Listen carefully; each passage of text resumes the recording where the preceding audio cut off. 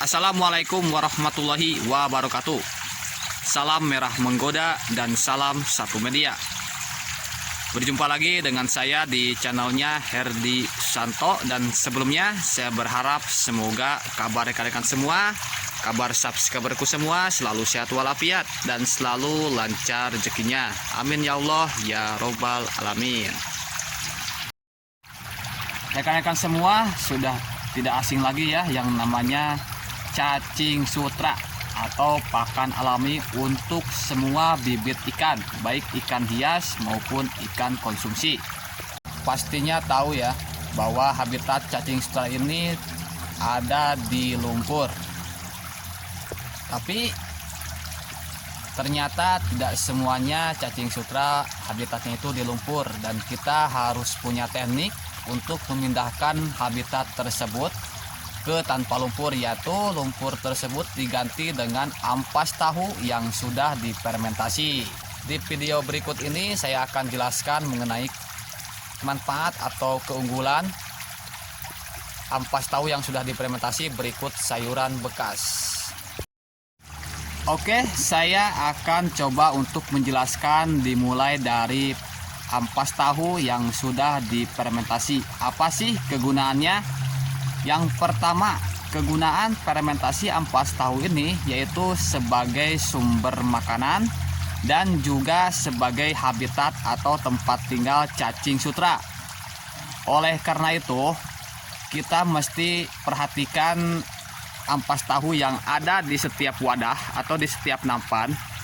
Kalau rekan-rekan semua melihat ampas tahu ini sudah benar-benar berkurang, itu wajib kita tambahkan ya. Seperti contoh tuh di sana tuh ya.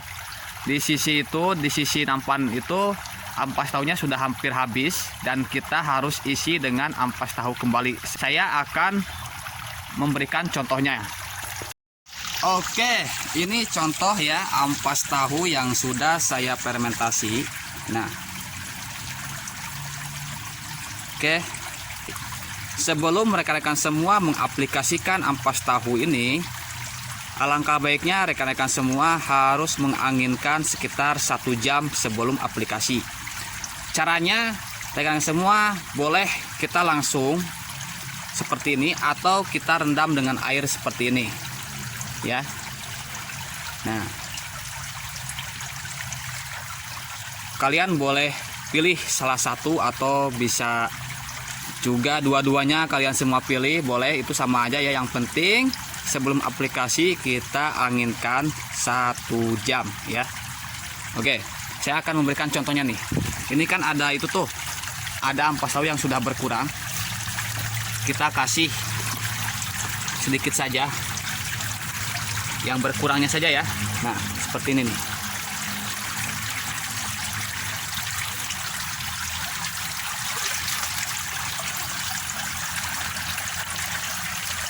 Jadi sangat mudah sekali teknik budidaya cacing sutra tanpa lumpur ini. Oke, dan kita akan lanjut untuk menjelaskan kembali kenapa kalian semua harus menambahkan ampas tahu yang berkurang. Karena yang tadi saya katakan, ampas tahu ini tujuannya atau manfaatnya sebagai sumber makanan dan juga habitat cacing sutra. Nah, habitat cacing sutra. Jadi jangan sampai habis ya si ampas tahu ini. Kalau seandainya rekan-rekan semua melihat ampas tahu yang sudah berkurang atau ada ampas tahu yang berkurang, boleh kita tambahkan. Nah, seperti itu ya. Kalau rekan-rekan semua, subscriberku semua ingin panen, semisalkan ingin panen cacing sutra dalam keadaan skala bersih, itu sangat mudah sekali.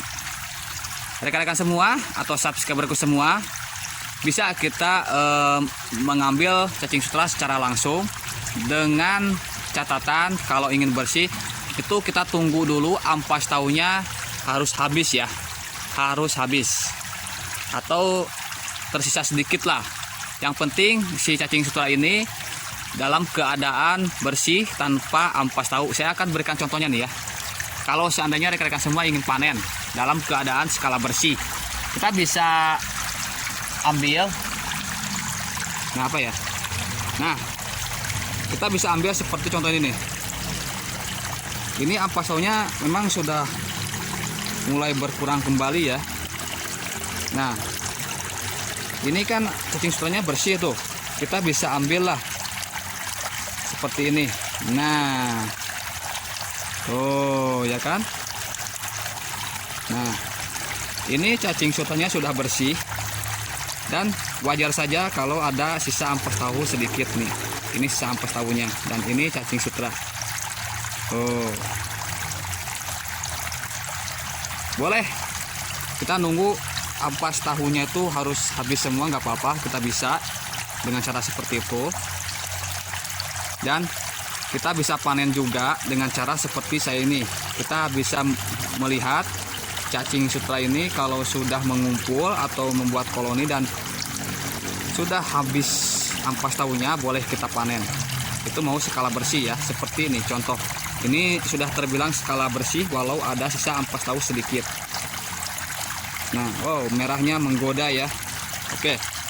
Dan kita akan lanjut untuk menjelaskan kembali. Sekarang saya akan coba jelaskan mengenai masalah seberapa penting sih sayuran bekas yang ada di teknik budidaya cacing sutra tanpa lumpur. Oke, kita mulai lagi untuk memberikan penjelasan. Ternyata ada peran penting ya dari sayuran tersebut yang harus kita ketahui.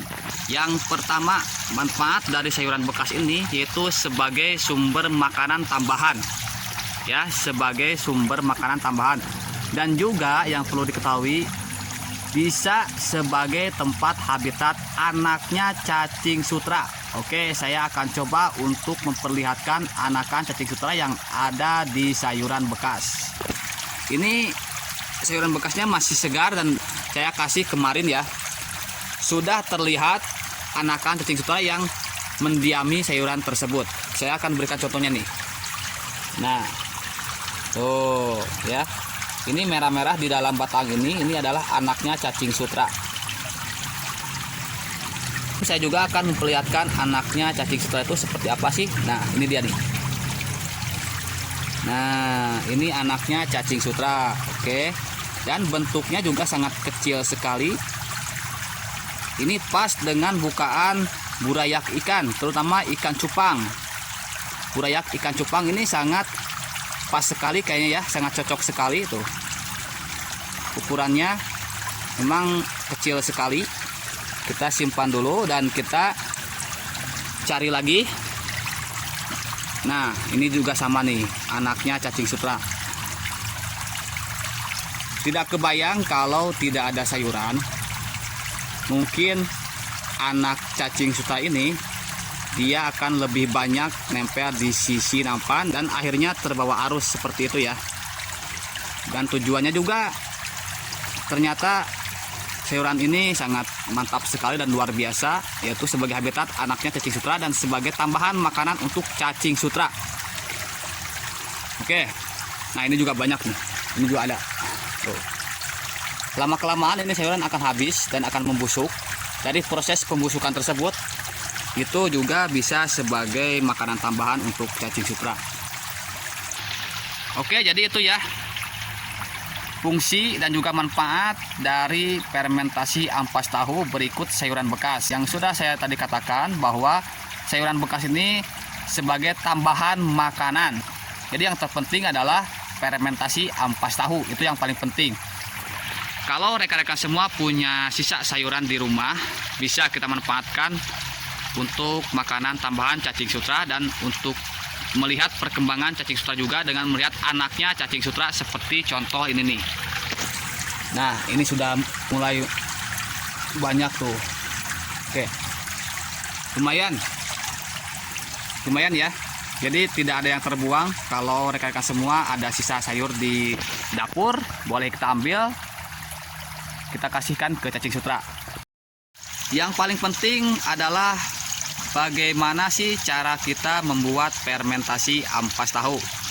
Nah, seperti itu. Jadi kita kuasai dulu fermentasi ampas tahunya, dan insya Allah di deskripsi video ini saya akan tinggalkan link cara fermentasi ampas tahu. Nah, seperti itu ya cara atau teknik budidaya cacing sutra, keunggulan dan juga manfaat dari fermentasi ampas tahu dan juga sayuran bekas. Jadi kesimpulannya itu ya, yang terpenting adalah kita harus ada fermentasi ampas tahu. Kalau sayuran itu sebagai tambahan saja, dan kalau tidak ada sayuran mungkin anak cacing sutra dia akan lebih banyak di sisi nampan, dan kita bisa memanfaatkan batang dan daun sayuran ini sebagai habitat untuk cacing sutra. Oke semuanya, semoga penjelasan ini bisa mudah dicerna untuk rekan-rekan semua, khususnya subscriberku semua. Oke, salam satu media, salam merah menggoda. Wassalamualaikum warahmatullahi wabarakatuh. Semakin menggoda.